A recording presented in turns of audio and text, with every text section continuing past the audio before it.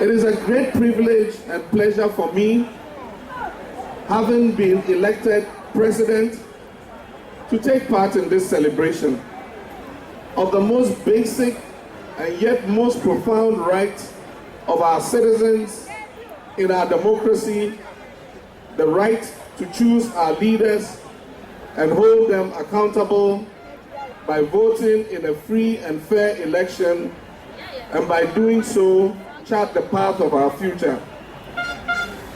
I am humbled to have been chosen by the will of the people, by you, my fellow Ghanaians, to be your leader. I understand the overall significance of this moment. It is far greater than any single person. It is not just the victory of one man who has been elected president. It is not just the victory of a political party whose mandate has been renewed. What we are celebrating here today is a victory that belongs rightfully to you, the good people of Ghana. The applause and congratulations belong to every single person who queued in line patiently and then cast a vote. It does not matter whom you voted for. Every time we engage in the democratic process, Ghana is the winner.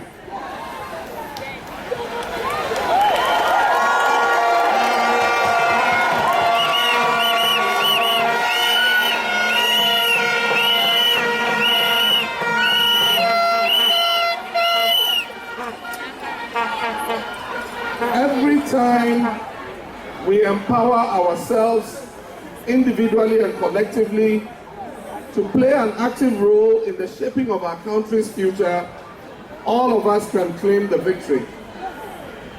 Our journey as a free nation that we began on March 6, 1957 has not always been on roads that were smooth or paths that were straight, but we have created our success by ensuring that we keep walking and moving forward, step after step, believing in the promise that this country's future holds.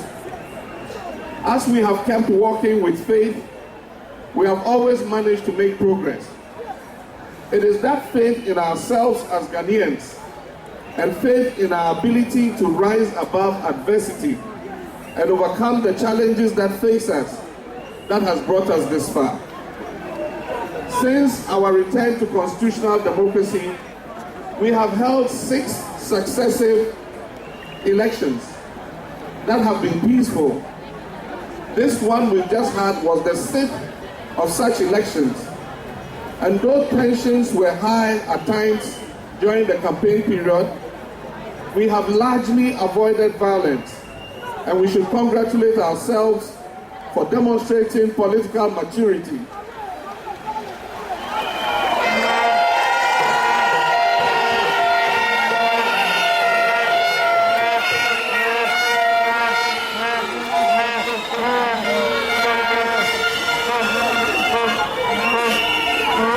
Thank you. We should congratulate ourselves for demonstrating political maturity and a clear commitment to the path of peace. We have managed to instill the respect for democratic governance into our political and civil life so well that an entire generation of Ghanaians have come of age in our political system, knowing nothing else and expecting nothing less. I believe that this will continue for generations to come. And as your president, I wish to reiterate my commitment to the growth and further consolidation of our democracy and its key institutions. I want to thank the Electoral Commission and our security service personnel who helped maintain law and order. I want to thank the external election observers who came to watch Ghanaians reaffirm their commitment to our constitution and to free and fair elections.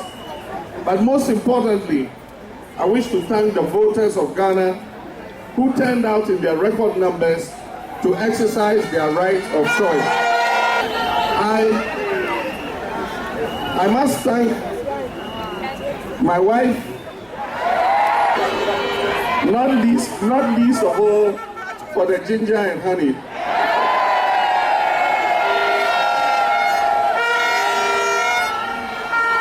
Thank you. I must thank my wife and members of my family for their unwavering support and encouragement. I must thank my campaign team for their hard work and commitment to our cause. I wish to thank our party executives from the national level to the polling station level for their hard work. I wish to thank members of our Council of Elders and the founder of our party, Jerry Rawlings. Thank you. And indeed, all activists and cadres of our party who work day and night to ensure this victory.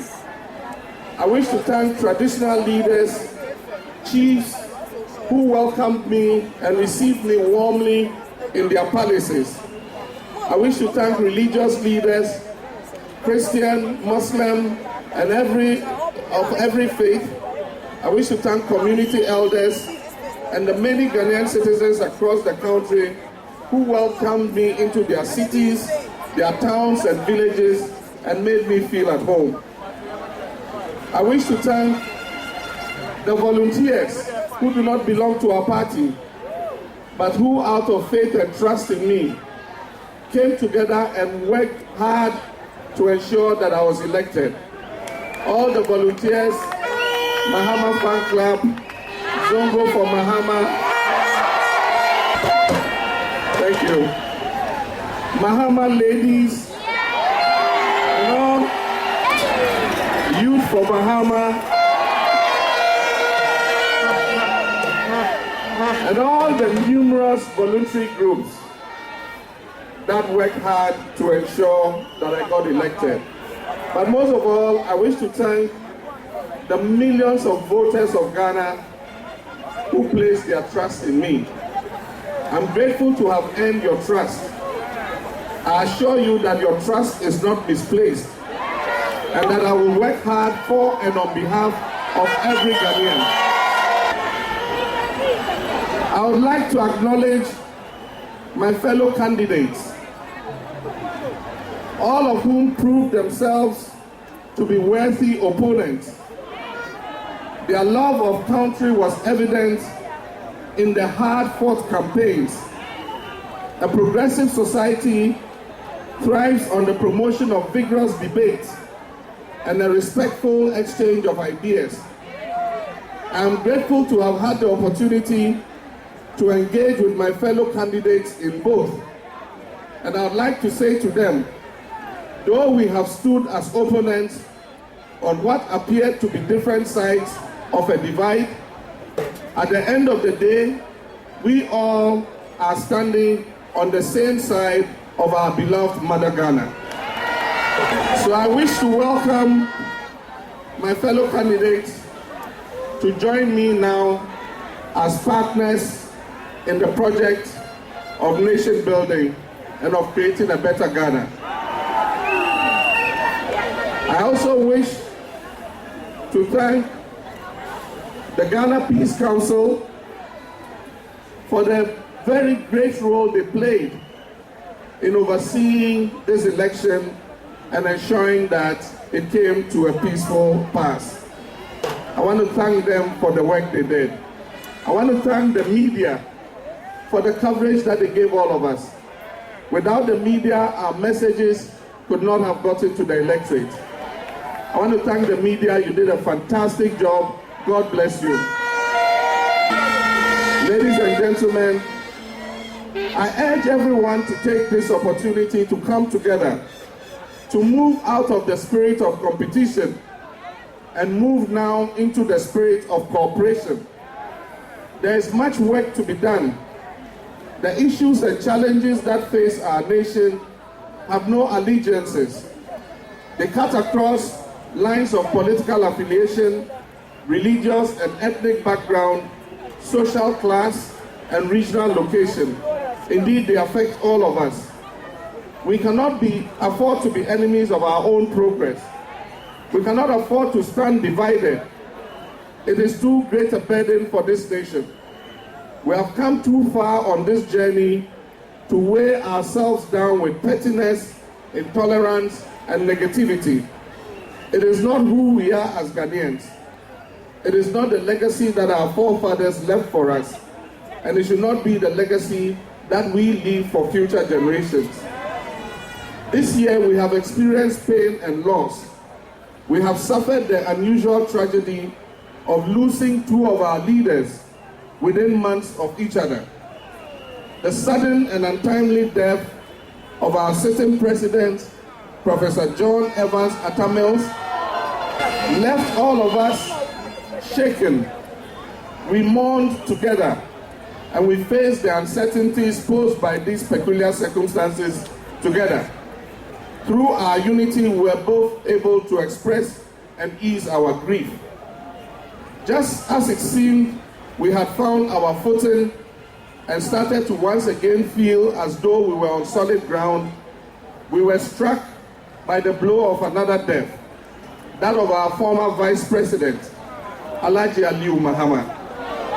Once again, we supported one another as we mourned our collective loss. May the souls of these two great men who so loved their country and served it faithfully till death rest in perfect peace. And at this juncture, I wish to request a minute's silence for the memory of both our late President, Professor John Atta Mills, and our late former Vice President, Alhaji Aliyu Mahama.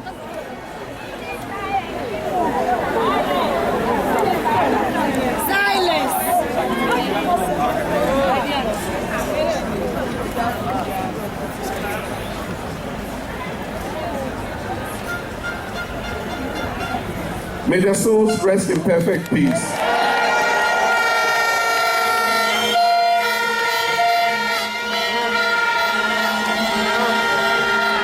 Ladies and gentlemen, we are a great people and a great country.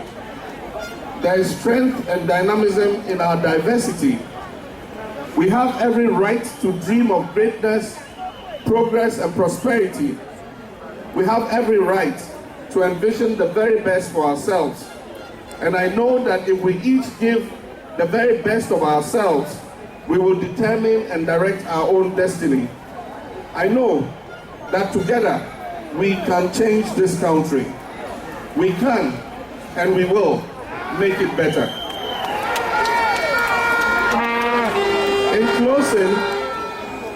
In closing, I want to echo the words spoken by our founding father, Osajifo Dr. Kwame Nkrumah, on March 6, 1957, upon our independence.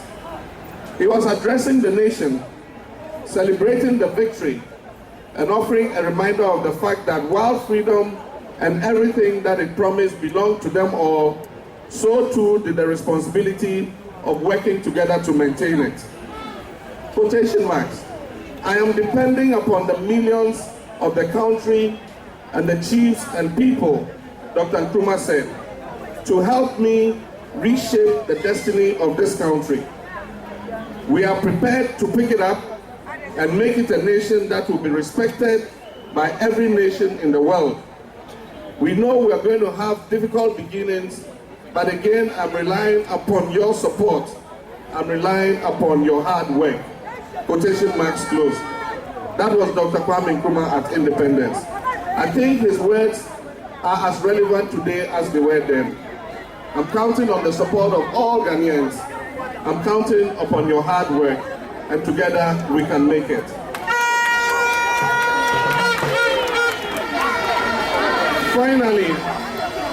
Finally, as I promised during the campaign, I wish to dedicate this victory to the memory of Professor John Evans Atta Mills, and I wish to pledge that we shall continue the good works that he started.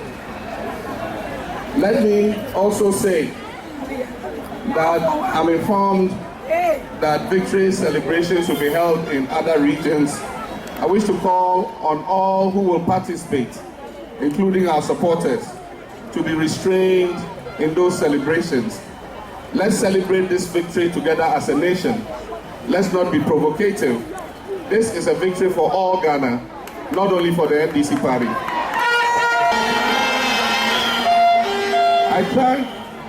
I thank the Almighty God for the life of each and every Ghanaian. May God bless you, and may God continue to bless and keep our beloved homeland, Ghana. I thank you all very much, and God bless all of you. Thank you.